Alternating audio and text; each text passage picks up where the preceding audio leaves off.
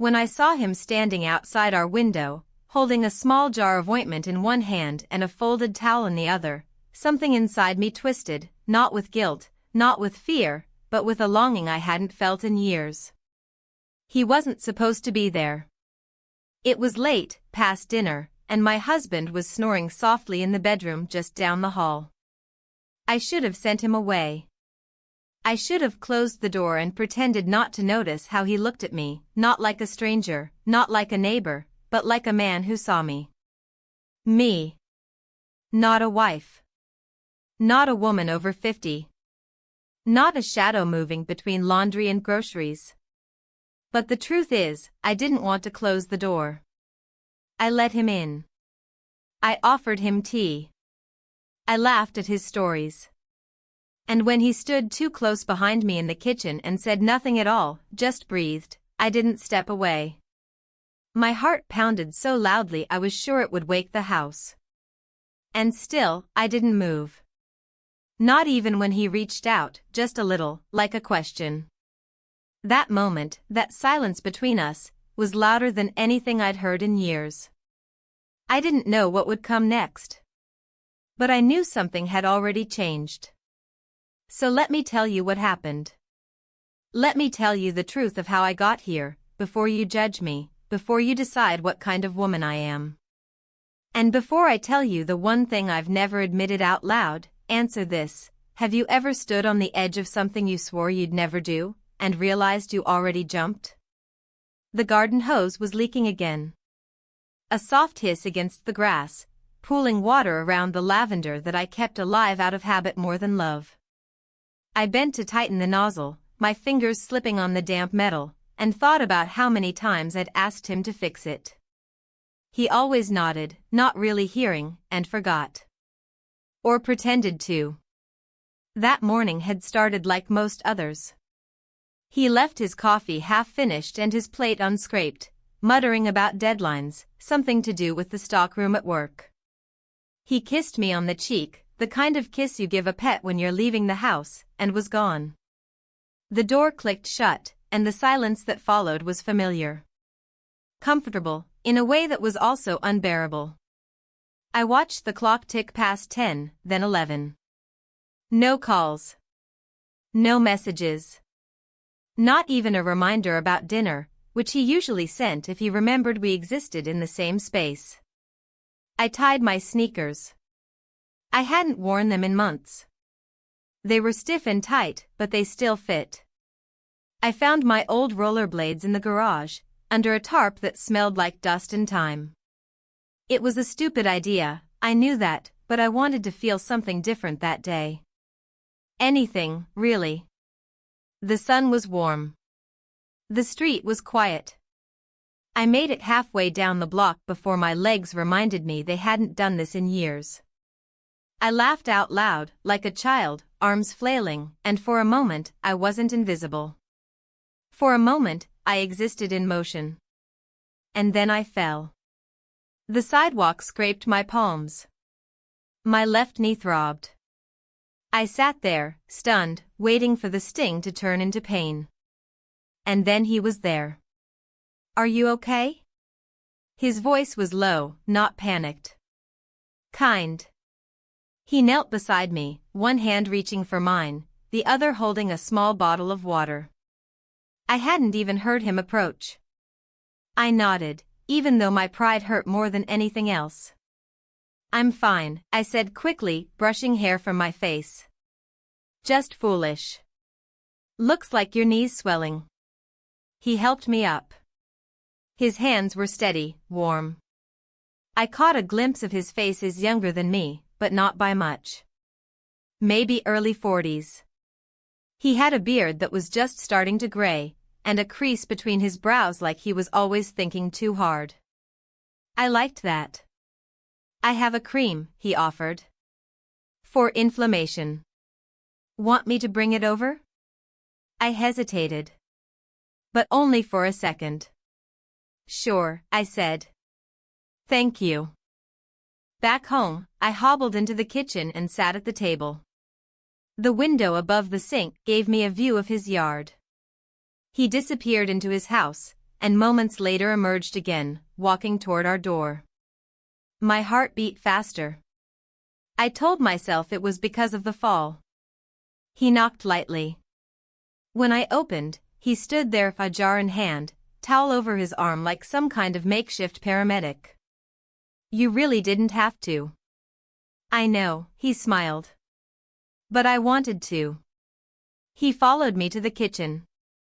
The air inside felt heavier now, like it had taken on a shape I couldn't see. I poured us tea. We talked.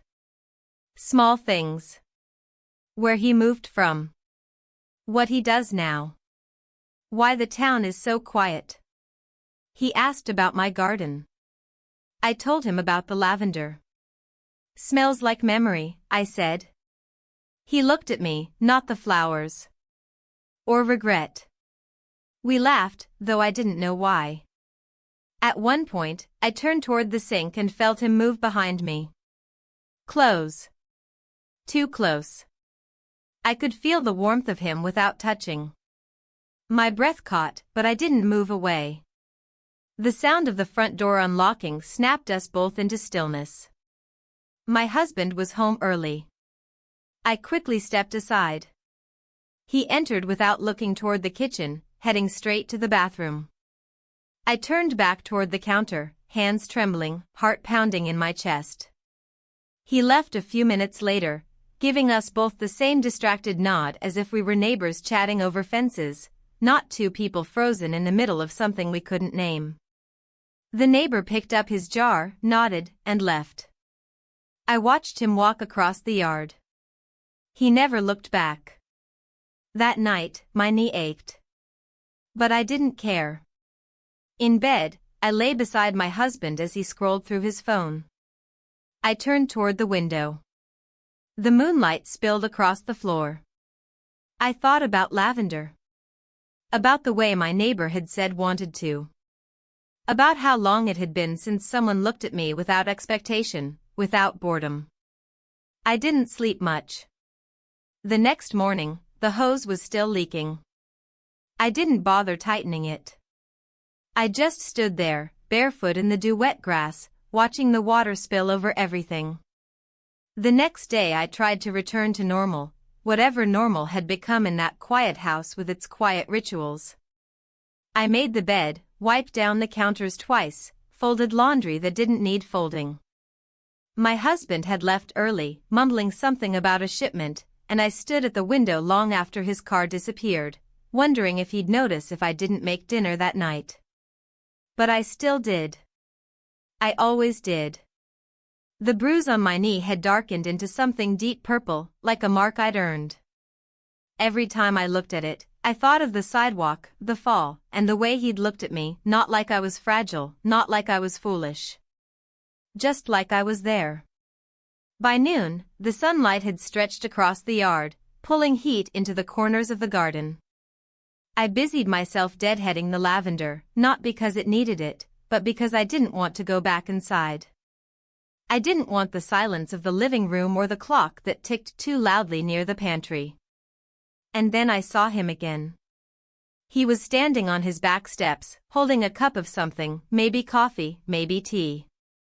He looked over, saw me, and raised it in a silent greeting. I hesitated, then lifted my gloved hand in return. There was nothing in that moment. And yet, there was too much. Later, I found a small package on my porch bench. No note. Just a simple box of muscle balm, different from the one he brought before. It was the kind that warmed your skin slowly. I took it inside, my hands trembling more than I'd like to admit. I told myself it was neighborly. That he was being kind. That I should say thank you. That's what decent people do. But I didn't go right away. I waited until dusk. I changed clothes 3 times, settling finally on a loose cotton shirt and jeans that didn't hug too tight. I told myself it was to look casual. But deep down, I knew better. When I walked over, I noticed how clean his porch was. Not decorated, not fancy, just cared for. Like someone who doesn't need to show off to feel at home. He opened the door almost instantly, as if he'd been expecting me. "I got the bomb," I said. "Thank you." He nodded and stepped aside. "Want some tea?" I hesitated at the threshold. Not because I feared him, I didn't, but because it was easier to pretend we were strangers if I stayed outside. But I crossed the line anyway. His kitchen was warm, smelling faintly of lemon and something herbal. There was music playing softly from a speaker, instrumental, slow. He moved comfortably, like he'd lived there longer than a month. Like he belonged. I sat at the small table near the window, watching the sky fade from orange to gray. He handed me a cup. Chamomile. For a few minutes, we didn't talk. The silence wasn't awkward. It was heavy, but not in a bad way. Like shared understanding between people who've seen too much and said too little. Finally, he asked, "Does it still hurt?" I looked down at my knee and nodded. "A little." He leaned forward, elbows on the table. "You're brave, you know. Going out like that." I laughed, soft and dry. "Or stupid." He shook his head. "No. Brave." I looked at him then, really looked. At the lines near his eyes, the curve of his mouth when he wasn't smiling, the steady way he met my gaze. It had been so long since someone looked at me like that. He didn't reach for my hand. He didn't say anything poetic. But the air between us changed again, that dense, invisible shift that made the hairs on my arms stand.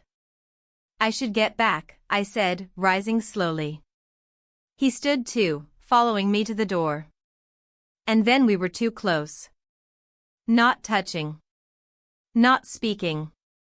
Just close. I could feel his breath. I could feel mine, too, shallow, uncertain. And then it happened. We kissed. Not for long. Not deeply. But it was real. It was undeniable. We pulled back at the same time, eyes wide, breath caught between us like something we'd stolen. I started, but stopped. He shook his head gently, like he didn't want me to explain. Maybe he didn't need me to. Maybe he already knew. I left without saying more. I walked home fast, faster than I needed to, heart pounding like it might break through my chest. Inside, the house felt colder than I remembered. My husband wasn't home yet. His shoes were still by the door, the television silent, the lights dim. I went to the bathroom, stared at myself in the mirror. I didn't look different. I didn't look younger or older. But something had shifted in my eyes, something sharp, something awake. That night, I lay in bed, staring at the ceiling while he snored softly beside me. My body still felt the shape of the kiss. The way his lips had met mine, not desperate, not hungry. Just present. It terrified me. Because it wasn't about infidelity. It wasn't about rebellion. It was about being seen. About being touched with intention, not routine. I turned on my side, away from my husband, and watched the moonlight creep across the wall. I didn't know what would happen next. But I knew something had already begun. The next morning, I found myself walking through the house like a guest in someone else's home. Every object seemed out of place, even though nothing had moved. The framed photographs on the hallway wall looked like they belonged to someone else's life, the smiling faces, the vacations we never talked about anymore, the birthdays that blurred into one another. My husband was already gone. His coffee mug sat half empty on the kitchen counter, a lipstick-sized ring of brown dried at the edge. The paper was untouched, folded perfectly beside his keys, which he must have grabbed with robotic precision as he left. I stood in front of the kitchen window for what felt like an hour. The garden outside shimmered with dew, and the breeze made the leaves dance gently, unaware of the shift in the ground beneath my feet. I didn't know what to feel. Guilt? I waited for it to rise, the old, familiar burn of shame that came when I skipped a call from my sister or forgot to water the fern in the hallway. But it didn't come. Instead, there was something else. A strange quiet. Not peace, exactly, just absence. Like I'd shed a coat I didn't know I'd been wearing for years. I thought of him. The way he'd looked at me, not with hunger or need, but with clarity. I wasn't a secret to him. I wasn't a shadow. I spent the rest of the morning cleaning the house. Not out of duty or habit, but because I didn't know what else to do with my hands. I scrubbed the stove, rearranged the pantry, even polished the doorknobs. All while the kiss hovered just behind my eyes. Around noon, I stepped outside. The air smelled of cut grass and something sweeter, honeysuckle, maybe. I followed the scent past the garden, down the side yard, and toward the edge of our property line, where our fences didn't quite meet. He was out there. Not in his yard, but near his shed, crouched over a toolbox. He looked up when he saw me and stood. There was no wave, no smile, just a stillness between us. I didn't move. Neither did he. And then I turned back inside. I made lunch, a sandwich I didn't want, and sat at the dining table, chewing slowly, staring at the spot on the wall where the paint had begun to peel. My husband came home early. That surprised me. He didn't call, didn't text, just walked in and muttered something about traffic. He went straight to the bedroom and changed into shorts, then collapsed onto the couch, flipping through channels like he was chasing silence between the noise. He asked what was for dinner. I said I hadn't thought about it yet. He didn't respond. Later that evening, I took the trash out. As I stepped onto the porch, I saw him again. He was leaning against the side of his house, arms crossed. There was a long pause. Then he spoke. "Are you okay?" Just 3 words, spoken softly, but they landed in me like stones dropped into water. I nodded. "I think so." He didn't say anything else. Neither did I. I went back inside, shut the door, and pressed my forehead against it, unsure whether I wanted to open it again. That night, my husband fell asleep with the television on. The blue light flickered across his face, casting strange shadows that made him look older. He hadn't noticed the way I'd been walking slower. He hadn't asked about my knee or why I winced climbing the stairs. In bed, I faced the window. My thoughts wouldn't still. I kept replaying the way the kiss had started. The way we both stepped away at the same time, as if we'd choreographed it. I kept trying to name the emotion inside me, but it kept changing shape. It wasn't love. Not yet. It wasn't just desire. It wasn't only loneliness. It was something in between. Like recognition. The next day, I saw him at the store. Not our usual one, but the smaller market on the corner near the library. He stood in the produce section, turning a red apple in his hand. I almost walked past him. Pretended not to see. But our eyes met before I could make that decision. "Good morning," he said quietly. "Hi," I replied, just as soft. We stood near the avocados, both pretending to examine them. His voice broke the silence. "You've been quiet." I nodded. "I've been thinking." "Me too." He didn't push.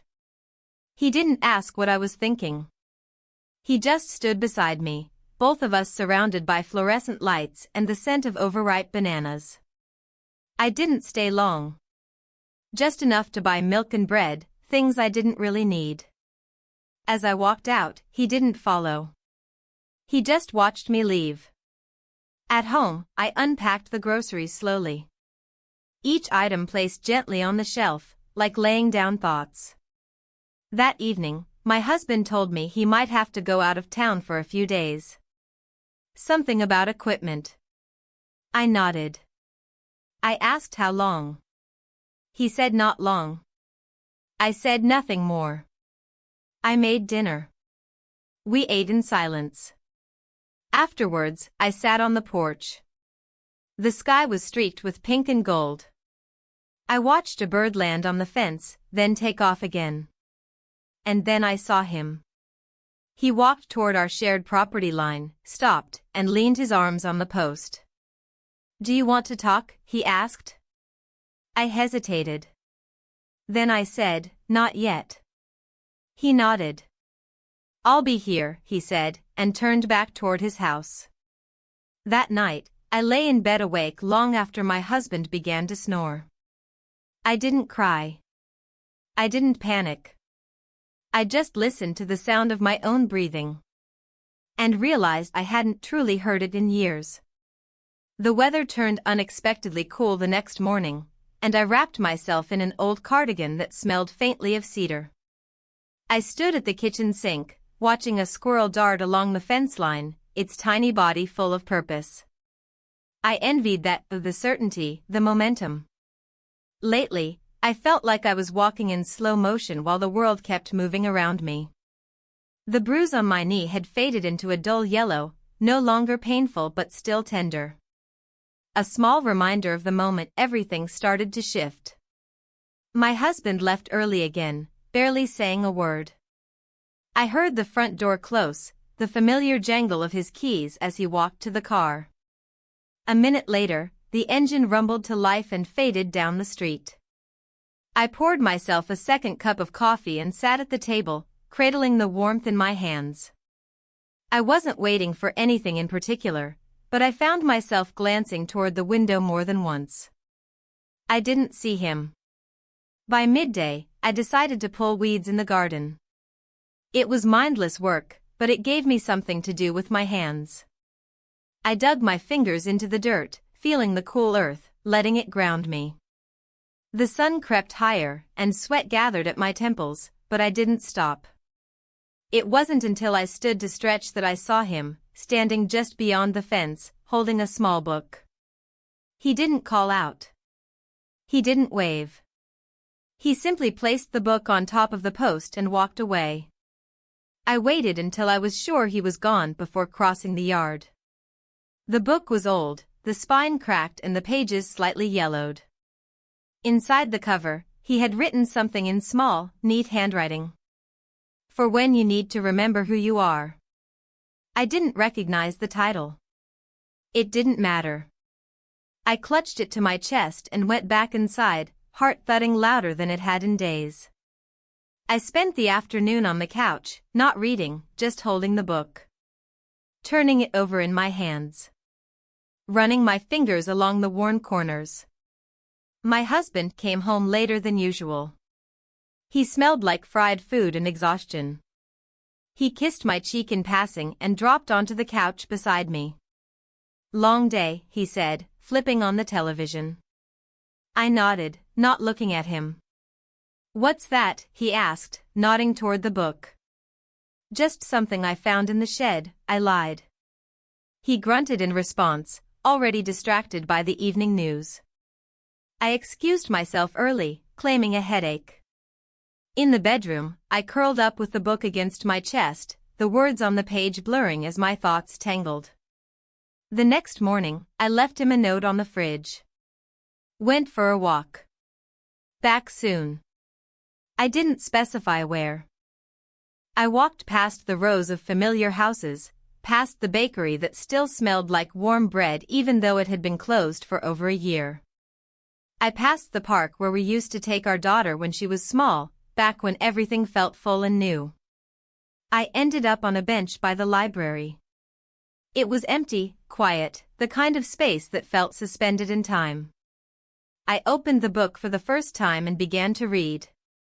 The story wasn't romantic or tragic. It wasn't even particularly memorable. But there were lines that caught in my throat, moments that mirrored things I hadn't dared say out loud. Lines about aging, about invisibility, about rediscovering pieces of yourself you thought were lost. When I looked up, the sun had shifted. I was late. I walked back briskly, feeling the heat rise in my cheeks, both from the walk and the guilt. But when I arrived, the house was empty. My husband had left for work, and there was no sign of him ever being home. That evening, I made soup. Simple, familiar. The kind he liked. I set the table, folded the napkins. He didn't come home for hours. When he finally walked through the door, he looked at the table and then at me. "I grabbed something on the way," he said. "Didn't think you'd cook." I forced a smile. "It's fine." He didn't sit. He went straight to the bedroom and closed the door. I sat alone, staring at the soup as it cooled. I ate 2 bites and dumped the rest. Later that night, I found myself pacing the hallway. I passed by the guest room, the linen closet, the small table with the dusty vase that hadn't held flowers in months. I opened the back door and stepped into the yard. The grass was damp, and the air smelled like rain. I crossed to the fence and stood there, unsure. And then he appeared. He didn't say anything at first. He just leaned on the other side of the fence, mirroring me. "I read the book," I said. He nodded. "Did it help?" I shrugged. "I'm not sure yet." There was a long pause. Then he said, "You seem different." "Do I?" "Yes. Like you're seeing yourself again." I didn't know what to say to that. We stood in silence for a long time. The breeze shifted, bringing the scent of something sweet from his yard, basil or mint. "I don't know what I'm doing," I admitted. "You don't have to." He didn't reach for me. He didn't offer anything more. He just stood there, letting me have space. Eventually, I stepped back. "I should go." He nodded. "I'll be here." I turned and walked back toward the house, each step heavier than the last. Inside, the lights were off. My husband had already gone to bed. I stood at the edge of the living room, the book still in my hand, and felt the weight of the night press against my spine. I didn't know what tomorrow would bring. But something inside me had shifted. Not all at once. Not loudly. But undeniably. The morning started with rain, not the heavy kind that pounds on the roof, but the soft, persistent drizzle that settles into your bones and slows everything down. I watched it slide down the kitchen window in slow streaks, blurring the view of the garden beyond. The lavender bent slightly under the weight of it, droplets clinging to the leaves like tiny beads of glass. I stood there with a mug of tea in my hands, untouched. I had made it out of habit, but the warmth didn't comfort me the way it used to. The house was quiet. My husband had left without saying much, just a vague mention of needing to stop by the hardware store before heading to the warehouse. I should have used the time to do something practical, laundry, meal prep, anything that would give the day some structure. But I couldn't shake the heaviness in my chest, the feeling that I was suspended in something that hadn't quite taken form yet. By mid-morning, the rain had stopped, leaving behind a sky the color of ash and a hush in the air that made everything feel fragile. I opened the back door and stepped outside, barefoot on the wet boards of the porch. The grass was soaked, but I didn't care. I needed the coolness, the sensation of something real. I made my way to the fence. It was quiet next door. The windows were closed, the curtains drawn. I waited a moment, unsure why I had come, unsure what I expected. And then I saw him. He stepped out from his back door, holding a small paper bag. His eyes met mine, and there was no hesitation, no awkwardness. He walked toward the fence slowly, deliberately. "I thought you might want this," he said, lifting the bag slightly. I reached over and took it. Inside was a pastry, flaky, still warm. "Thank you," I said, my voice low. I passed the bakery this morning. Thought of you. He didn't elaborate. He didn't need to.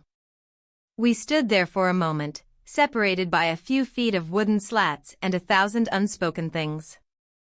I don't know what this is, I admitted. Neither do I, he said. But I know it's something. I nodded. That was the most honest thing either of us had said since the kiss. We didn't stay there long. Just enough to feel the weight of the moment settle between us again. I turned and walked back into the house, the pastry still warm in my hand. I didn't eat it right away. I set it on the counter and stared at it as if it might tell me what to do next. Later, I found myself rearranging the bookshelf in the living room. It was a task I hadn't done in years, one of those chores that felt like both a distraction and a statement. I pulled out books I hadn't touched in a decade, dusted them, reordered them. I found one with a pressed flower inside, brittle and brown but still whole. I didn't remember putting it there. I kept glancing at the clock, though I told myself not to. Each minute ticked by louder than the last. Around 5, my husband texted, running late. Don't wait on me. I didn't. I made a simple dinner and ate alone, the house humming with the sound of the refrigerator and the soft creaks in the ceiling. When I was done, I washed the dishes, wiped down the counters, and turned off the lights. But I didn't go to bed. Instead, I sat on the couch in the dark, listening to the rain starting again, soft at first, then steadier. It filled the room with a rhythm that made everything else feel distant. And then I stood up, slowly, and walked to the front door. I didn't grab an umbrella. I didn't change clothes. I just slipped on my shoes and stepped outside. The air was cooler now, the kind that touches your skin like a question. I walked across the yard, through the space between the houses, and around to the side entrance of his. He was standing on his porch, as if he had been waiting. We didn't speak. We didn't move quickly. We kissed. Not long. Not urgently. But completely. We stepped apart at the same time, the silence between us thick with everything we weren't saying. I could feel the rain soaking into my shirt, dripping down my arms, clinging to my eyelashes. But I didn't move.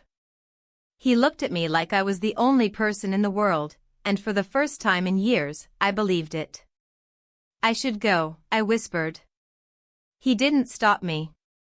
He didn't have to. I walked back home slowly, each step sinking into the wet grass, each breath deeper than the last. Inside, the house was still empty. My husband hadn't returned.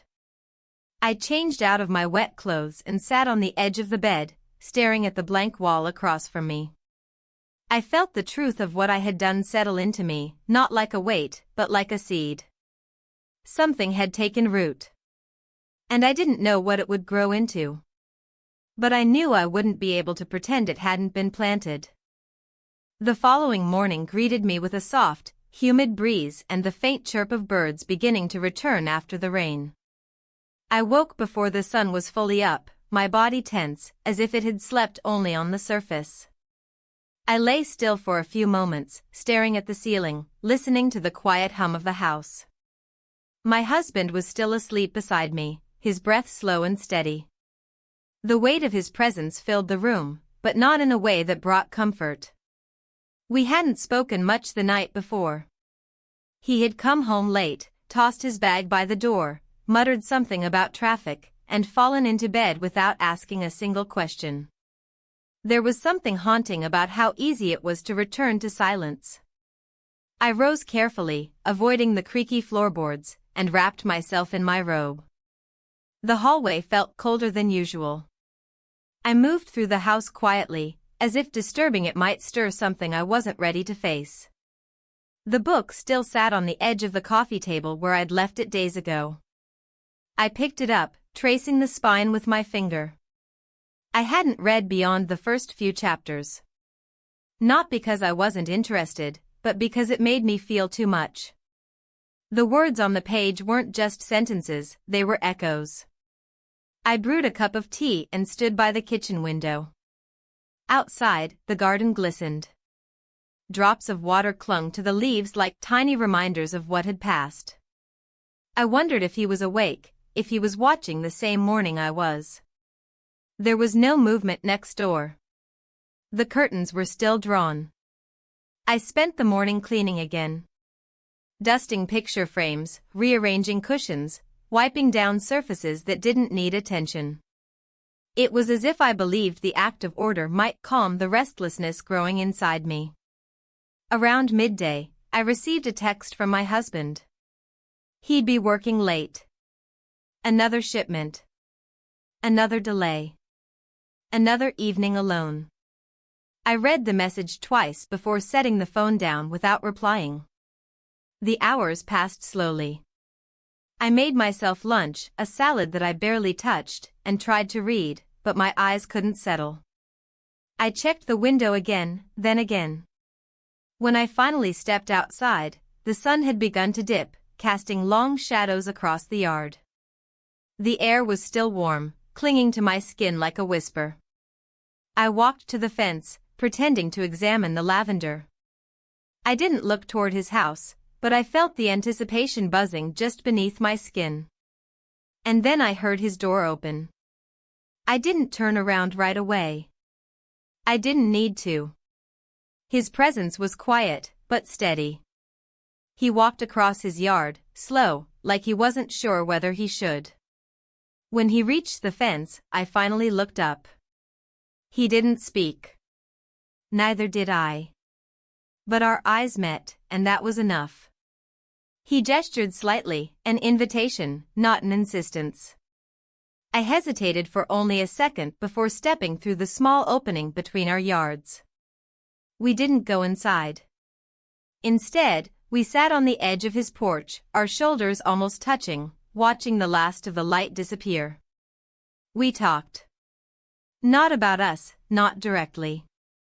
We talked about his work, my garden, the neighbor's new roof, and how early the evenings were beginning to feel. But underneath the words, something hummed. I keep trying to make sense of this, I said finally. But it doesn't fit into anything. It's not supposed to, he said. Maybe that's why it matters. I nodded, unsure how to respond. The truth was, I didn't want to define it. I didn't want to wrap it in labels or confessions. I just wanted to be there, in that moment, without the weight of explanation. Eventually, I stood. I should go. He didn't stop me. He just looked at me with something in his eyes I couldn't name. I walked home slowly. The grass beneath my feet was damp again, and the smell of earth filled my nose. Inside, the house felt darker than before. I turned on the hallway light and paused when I saw something unusual. A bottle of wine on the counter, unopened, with a sticky note attached. Thought we might have a glass together tonight. If you're up for it. It was my husband's handwriting. For a moment, I just stood there, staring at it. My chest tightened. Not with guilt, but with confusion. I poured 2 glasses and waited. He came in 20 minutes later, surprised to see me still up. We sat at the table, sipping quietly. He asked about my day. I told him I had done some reading and gardening. He nodded. He didn't ask more. He never did. Afterwards, we went to bed. He reached for me gently, his hand resting on my hip. It was soft, almost unsure. I let it stay there. I let the moment pass without resistance. But I didn't close my eyes. I lay awake long after he began to sleep. And I wondered if he had sensed it. If he knew something had shifted. Not between us, not yet. But inside me. Something was unfolding. Slow, quiet, and irreversible. The day began with a stillness that felt unnatural, as if the house had paused to listen to something I couldn't hear. I woke up before the alarm, the sheets tangled around my legs, my body heavy but restless. I turned to look at him, my husband, still asleep, his back to me, one arm dangling off the bed. There was something oddly childlike in the way he curled into himself, and for a brief moment, I felt a wave of tenderness that surprised me. But it passed quickly. I moved quietly, careful not to wake him. The hallway was dim, lit only by the gray morning light seeping through the curtains. I stood at the kitchen window with my hands wrapped around a mug of tea, watching the neighborhood come to life. Cars pulled out of driveways, joggers passed by with earbuds in, and someone somewhere was walking a dog that barked just once and fell silent. I had no plans for the day, no obligations or errands. The emptiness of it felt both liberating and dangerous. Around noon, I received a message. It was short. Want to get away? Just for a while. Just today. I stared at it, reading it over and over again. I didn't respond immediately. Instead, I cleaned the kitchen counters, watered the plants, and folded a pile of laundry that didn't need folding. But the message pulsed at the back of my mind, insistent and quiet. When I finally typed yes, my fingers shook. He picked me up at the corner of the next street. I didn't want him pulling into our driveway. I didn't want questions, not from neighbors, not from myself. We didn't talk much at first. The car smelled faintly of pine and something warm, maybe cinnamon. The radio played softly in the background, a low hum beneath the silence between us. He drove us out of town. Past the suburbs, beyond the grocery stores and familiar intersections. The landscape shifted gradually into something quieter, wide fields, trees turning golden at the edges, the kind of stillness that seemed untouched by routine. We ended up at a small lake. I'd never been there before. It wasn't spectacular, not the kind of place people wrote postcards about. But it was quiet. Still. Real. We walked a path that wrapped around the shoreline, not speaking, just letting the gravel crunch beneath our feet. There were birds in the distance, and the occasional rustle of leaves from the breeze. Eventually, we sat on a bench beneath a crooked tree. The lake shimmered in front of us, its surface broken only by the occasional ripple. For a long time, we said nothing. Then, finally, he broke the silence. I'm not trying to trap you in anything, he said. I just wanted to be somewhere with you that didn't feel like hiding. I didn't know how to respond. Because I wasn't sure what I was doing either. I only knew that something inside me had needed this, to be seen in the daylight, to be still and unafraid for just a little while. I haven't felt like myself in a long time, I said quietly. And I don't know who that is anymore. He nodded. You don't have to know. You're allowed to be in the middle of it. We stayed there for hours, talking in fragments. Not about us, not about the kiss, not about the what if. But about books. About music we grew up with. About stupid things we did in our 20s. We laughed, not loudly, but enough. When the sun began to dip low behind the trees, we stood. Neither of us said it, but we both knew it was time. The drive home was slower. Neither of us wanted to rush back to the world we had left behind for a few hours. When he pulled up to the corner again, he didn't reach for me. He didn't say anything dramatic. Just, thank you for today. I nodded. Thank you for giving it to me. I walked home with the sunset at my back, the weight of the day settling into my shoulders like a soft, wet coat. When I stepped through the front door, the house was dark. His shoes were by the door. His keys in the dish. The television buzzed softly in the living room. He was there, sitting on the couch with a beer in hand, scrolling through his phone. You're late, he said without looking up. There was traffic, I answered quickly, too quickly. He didn't press. He rarely did. I went to the kitchen, reheated leftovers, ate quietly while he watched the news. The words from earlier echoed in my head. Asterisk, just wanted to be somewhere that didn't feel like hiding. Asterisk. Later that night, he fell asleep first. I stayed in the living room, the glow of the lamp casting long shadows on the wall. I thought about the lake. The crooked tree. The way the wind moved through the reeds. I didn't feel guilt. I didn't feel triumph. I just felt awake. Something had cracked open. Something I couldn't put back. We spent the night together. But when I woke up in the morning, the bed felt colder than ever. The days that followed moved slowly, like thick syrup poured over cold stone. Each hour dragged behind it a shadow of what had happened at the lake, and although no one else knew, not my husband, not our neighbors, not even the barista at the coffee shop who always smiled too wide, I carried it with me everywhere I went. The memory of that day, of the soft sun and easy laughter, kept replaying in my head. Not because it was dramatic, not because anything particularly remarkable had happened, but because it had felt real. Not performative. Not silent. Just real.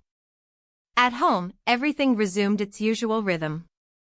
My husband's routines continued uninterrupted: morning coffee, work, television, sleep. He still asked the occasional question, "Did you water the garden, or did the delivery come today?" But he never asked anything that mattered. Not really. I began to notice the absences more. The way he never touched my back when passing behind me. The way his eyes never lingered when I spoke. I had thought I was the one pulling away, but in truth, we had been drifting apart for a long time, quietly, politely, with no dramatic fight or farewell. Just an erosion. One morning, I opened the pantry to find the same cereal boxes we'd had for weeks. I stared at them longer than necessary, realizing that even the food in this house had become part of the script we never rewrote. It was a Wednesday when I saw him again. I had just come back from the post office, walking a little slower than usual, dragging out the return to my still house. He was outside, tending to a patch of herbs near the side of his yard. His sleeves were rolled up, and dirt clung to his fingers. He looked up when I passed, his expression unreadable. I hesitated. Just long enough to signal something. He stood. Wiped his hands on a towel. Took a few steps toward the fence. We didn't say anything at first. We just stood there, the silence full but not heavy. "How have you been?" he asked finally. "Thinking," I said. He nodded. "Me too." I waited, unsure what I wanted him to say next. But he didn't fill the silence with reassurances or pleas. He just let it be what it was. Later that evening, I found myself sitting on the back steps, watching the sun disappear behind the rooftops. My husband was inside, watching a game, his cheers rising and falling without rhythm. I listened without really hearing. The breeze picked up slightly, rustling the leaves of the tree we had planted together 20 years ago. Back then, everything had felt rooted, certain. I had believed in foundations. In permanence. Now, even the ground beneath me felt like it was shifting. That night, I dreamt of water. Not drowning, just floating. Alone in a lake, the surface still, the sky above wide and cloudless. When I woke, my pillow was damp. I wasn't sure if it was sweat or tears. I got up and walked quietly through the house. The clock on the microwave blinked 3:12 a.m. I stood by the window, looking out at the soft darkness. No lights on next door. No movement. Just stillness. I pressed my palm to the glass, the coolness grounding me. I thought about what it meant to want something you can't name. Not a person. Not an escape. But a feeling. A clarity. A return to something you lost before you even realized it was leaving. The following afternoon, I wrote him a note. Just one line. I'm not sure where this is going, but I'm not ready for it to end. I folded it twice and slipped it into the gardening book he'd lent me. The one I never returned. I placed it in a small paper bag and left it by his back gate. I didn't wait for a response. That evening, my husband suggested we go out for dinner. It was unexpected, the first time in months he had offered. I agreed, even though I didn't feel like eating. We went to a restaurant we hadn't visited in years. The place had been remodeled, but the bones were still the same uneven floorboards, the same dim lighting. We ordered. We talked. He asked about my mother. I asked about his sister. We laughed once, and for a moment, I caught a glimpse of something familiar, a warmth that had once been ours. But it flickered and faded, like the last spark of a match before it goes dark. On the way home, he reached for my hand. I let him take it. His grip was loose, hesitant. I didn't pull away. That night, as he undressed and got into bed, I lingered in the hallway, brushing my fingers along the edge of the doorframe. When I finally joined him, he was already turned away. His breathing slow. I lay there in the dark, the silence stretching between us. I thought about the lake. About the crooked tree and the way the light had touched the water. I thought about the note. The way it sat now, waiting for his eyes. And I wondered if there was still a way forward, not one that returned to what was, but one that stepped into what could be. I didn't know what would come next. But I knew that pretending everything was fine would no longer be enough. The next morning arrived with a golden hue pouring through the bedroom curtains, the kind of light that made everything look softer than it really was. I opened my eyes slowly, letting the silence settle before I moved. My husband had already left. I could tell by the absence of his keys on the hook and the faint smell of his aftershave still lingering near the bathroom. I sat up, stretching my legs over the side of the bed, my feet resting on the cool floor. For a moment, I just sat there, feeling the weight of everything I hadn't said. Not just to him, but to myself. The house was quiet. The kind of quiet that used to bring comfort. Lately, though, it felt more like a pause between echoes, something missing rather than something peaceful. I moved through my morning as I usually did, watered the plants, folded the laundry, checked the mail. It was routine, grounding.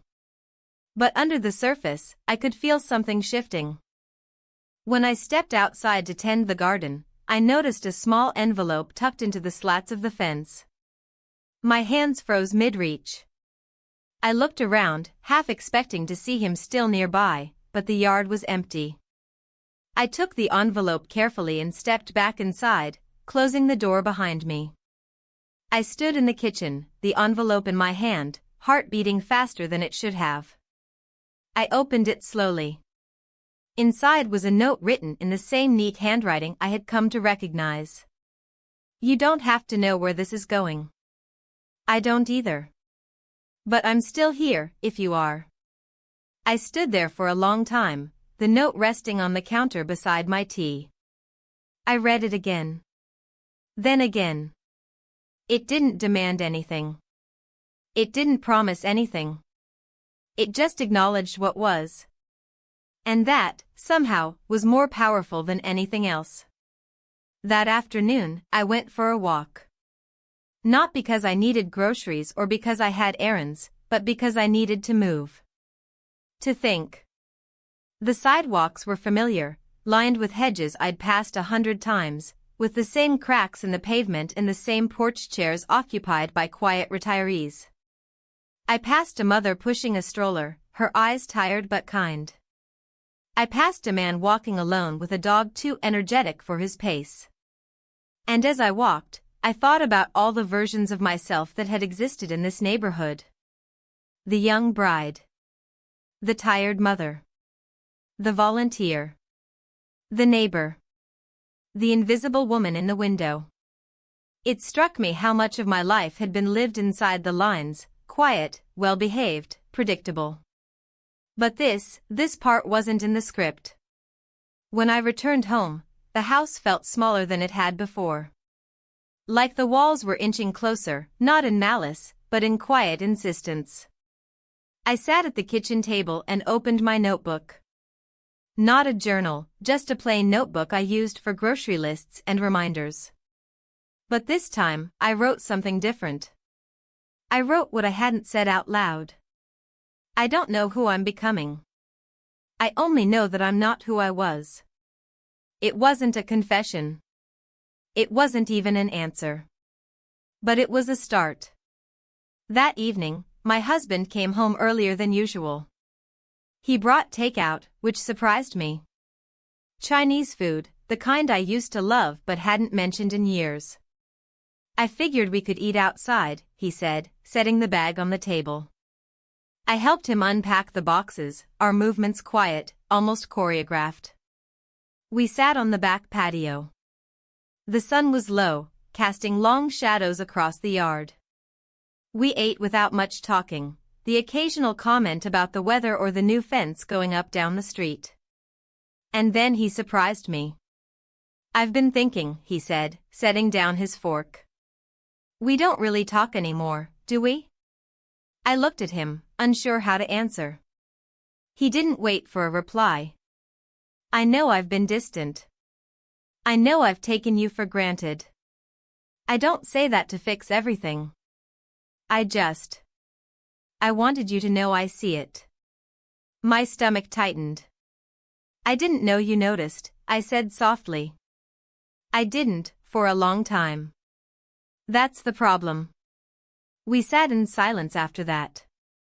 A silence that felt heavier than usual, but not hostile. Just honest. That night, we cleaned up together, and he kissed my cheek before heading to bed. A slow, careful kiss. The kind that asked nothing but acknowledgement. I stayed up, washing the last of the dishes, the note from the fence still folded in my pocket. When the house was finally quiet, I stepped outside again. The sky was clear, stars scattered across it like freckles. I walked to the fence and stood there for a long moment. I didn't bring a note this time. I didn't bring words. I just stood. Present. Aware. Somewhere between who I was and who I might be. And though I didn't know what would come next, I knew I wouldn't disappear again. Not into the silence. Not into the shadows of someone else's comfort. I had seen myself again. And I wasn't ready to let her go. The morning started like any other. I woke before the alarm, my eyes opening to a dim, clouded sky that hinted at rain but didn't commit to it. My husband was still asleep, breathing softly, curled toward the center of the bed. For a long time, I watched him, not with bitterness or longing, but with the quiet understanding that comes from years of shared life. There was no anger in me. Only a deep, persistent ache that had taken up residence somewhere below my ribs, not sharp, but steady, like a clock ticking beneath my skin. I rose, moving slowly, careful not to wake him. I brewed tea and sat by the window, watching the trees sway lightly in the wind. The lavender outside had begun to brown at the edges, the season shifting in subtle ways. I thought about trimming it, starting fresh in the spring. The newspaper was untouched on the porch. I left it there. By mid-morning, the sky opened slightly, letting through brief shards of sun that danced across the countertops. I decided to clean out the linen closet, something I'd been meaning to do for months. As I folded towels and sorted through mismatched pillowcases, I found an old photograph tucked between two stacks of bedsheets, a picture of us on the beach, taken years ago, before the silence had settled between us. We looked happy. Not the posed kind of happy, but the unguarded kind. I stared at it for a long time before setting it aside. Later, I went to the store for milk. I walked slowly through the aisles, letting my fingers brush against labels and packages, as if touching things could bring clarity. I bought more than I needed: apples, crackers, a magazine I probably wouldn't read. When I returned, a small envelope had been left at the front door. No name, no decoration, just folded paper and quiet intent. I brought it inside and sat at the kitchen table to open it. It was his handwriting. "I won't ask you for anything more. I just needed you to know that even if it never made sense, it mattered." I read it twice, then folded it again, placing it gently into the drawer where I kept recipes I never used. That evening, as the sky darkened into soft blues and violets, I made dinner. Something simple: roasted vegetables, rice, grilled fish. My husband offered to help, and I let him. We moved around each other easily, without bumping, without friction. As we ate, we talked about the neighbor's renovation, the power bill, a friend from his job retiring soon. Our conversation didn't touch the edges of what really mattered, but it didn't feel empty either. Just familiar. After dinner, we washed dishes together. He dried. I rinsed. We listened to the radio playing softly in the background, songs from decades ago, when things were new and everything felt possible. Later, we sat on the porch with our tea. The air was cool but not cold, and the smell of damp grass lingered. A few lights glowed softly in the neighboring houses. Somewhere in the distance, a dog barked once and then fell silent. "I've been thinking," he said, not looking at me. "Maybe we should take a trip. Just the two of us. Something small. A weekend." I turned the idea over in my mind. A trip. A change of place. A rehearsal of closeness. "Maybe," I said. He nodded slowly. We used to be good at getting lost together. That night, I couldn't sleep. I lay in bed, staring at the ceiling, the fan casting slow-moving shadows across the walls. My thoughts refused to settle. They shifted between memories and choices, between the warmth of being seen and the ache of being known too late. Just before dawn, I slipped out of bed and walked quietly through the house. I opened the back door and stepped outside. The grass was wet with dew, and the air smelled clean, untouched. I crossed the yard barefoot, the ground cool beneath my feet. At the fence, I stood still, unsure whether I hoped he'd be there or not. He wasn't. I rested my hand on the wooden slats, breathing slowly. The sky above was beginning to brighten, streaks of pink and gray stretching toward the horizon. I closed my eyes and listened, not for sounds, but for whatever was inside me. Whatever had been growing there in the quiet, in the spaces I never thought to look. There were no answers. No sudden clarity. Only a sense that something had ended. And something else, not yet named, was beginning. When I returned to the house, I didn't go back to bed. I poured myself a glass of water and sat at the kitchen table, staring out at the morning light. The house was still. My husband's breathing was faintly audible from the bedroom. The fridge hummed quietly. The clock ticked in steady rhythm. I didn't feel guilt. I didn't feel triumph. I just felt like someone who had woken up. And this time, I wasn't going back to sleep.